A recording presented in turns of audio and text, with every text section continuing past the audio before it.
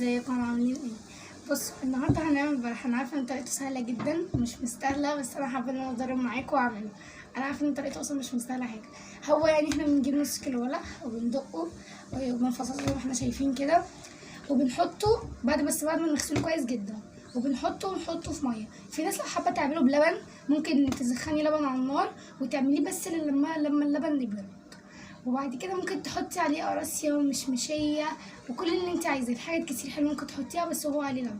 بس انا مبحبوش بطريقه اللبن، بحبه ان انا احطه كده في ميه واكله كده. وفي ناس برضو ساعات في ناس بتحب طريقه اللبن والمشمشية والقراصية، في ناس بتحب كده، بس انا بفضل الطريقه دي احسن. تمام. فدلوقتي هنمسك البلح، تمام، ندلقه ونسيبه كده.